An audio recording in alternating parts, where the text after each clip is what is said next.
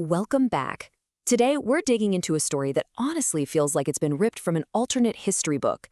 We're talking about the time a free state, California of all places, legally voted to break itself in two, right on the eve of the Civil War. So when you think about California back in, say, 1860, what comes to mind?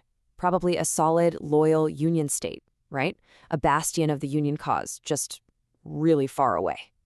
Well, as you're about to see, the reality on the ground was way more complicated. Because the source we're looking at today tells a totally different story. It argues that there was this incredibly powerful movement that actually succeeded in getting a vote to split the Golden State. And get this, it wasn't about slavery. Nope. This was a fight for self-sovereignty driven by cultural pride and just sheer economic frustration. It really makes you rethink what we think we know about secession in America. All right, Section 1, a union of strangers. This whole thing wasn't a sudden flare-up. The seeds of this conflict were planted the moment California became a state. From day one, it was really a union of strangers. You can see it right from the beginning. Look at this timeline.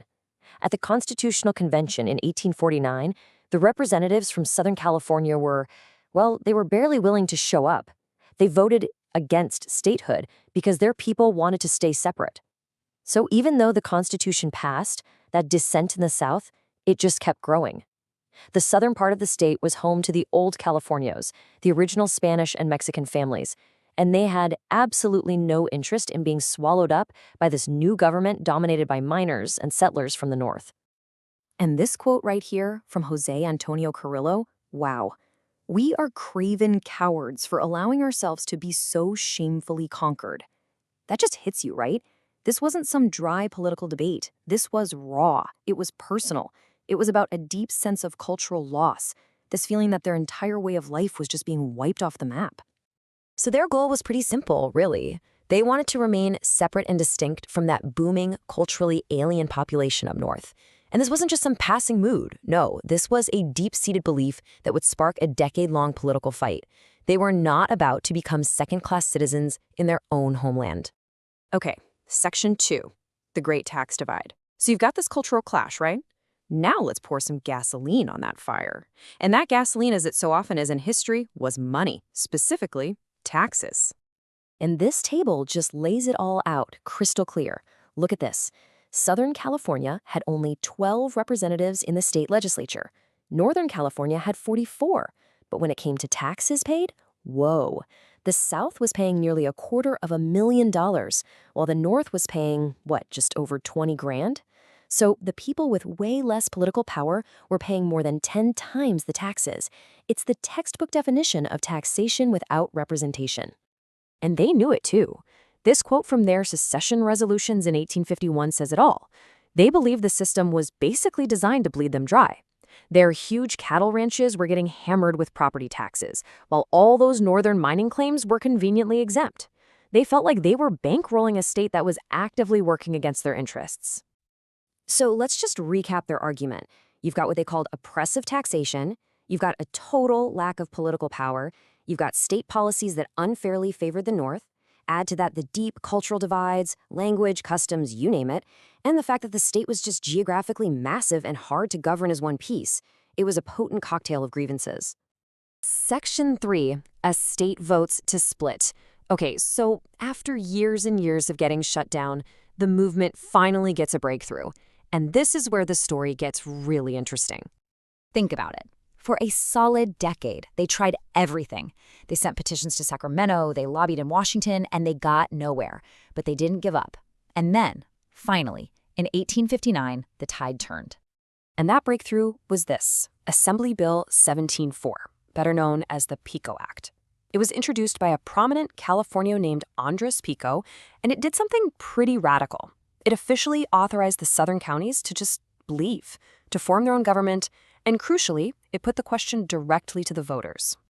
So the vote happened, and the number of people who said aye, who said yes, we want to separate, was 2,457. That might not sound like a huge number today, but back then, that was a powerful democratic mandate. I mean, look at this breakdown. It wasn't even a little bit close. A full 75%, 3/4 of the voters in the region said, yes, let's do this. This wasn't some radical fringe group. This was the overwhelming will of the people. And just like that, history was made. For the very first time, you had both the state legislature and a clear majority of voters officially saying yes to splitting California. The state had, for all intents and purposes, legally and democratically voted to break itself apart. Only one hurdle left, getting the okay from the federal government. Section 4, Washington's final say. So, they had the green light from California. Now, the whole thing lands in Washington, D.C. The fate of this new territory was now up to Congress. And here's how it went down. The governor, Milton Latham, formally sent the bill to President Buchanan. He even wrote to Congress making this passionate argument that this was all about economic fairness, not slavery. But the timing was just awful. The whole country was a powder keg about to explode into the Civil War.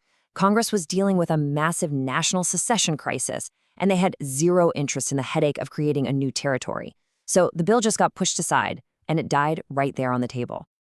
And just listen to what the governor himself said. He's writing to the president saying the union of Southern and Northern California is unnatural. He's basically admitting that putting these two regions together in the first place was a mistake. And he's crystal clear that it's all about the expense of state government and dissatisfaction, not the big national issue of slavery. So this really gets to the heart of why this story is so fascinating. The conventional history, the one we all learn, is that secession in this era was all about one thing, slavery. But what this source argues is that, well, maybe it wasn't always about slavery. Maybe secession could be driven by these ideas of self-government and really severe economic problems completely separate from that larger issue. So the source's conclusion is pretty provocative. It says, yes, a free state did lead a successful secession movement, because even though it got stuck in Washington, it succeeded at every level within the state. It was legal, it was democratic, and it had the backing of the people. And that really complicates our neat and tidy picture of what drove Americans apart back then. Which leaves us with one final big question to chew on. If a story we think we know so well, the story of California, has this massive hidden chapter, what other parts of our settled history might be worth looking at again?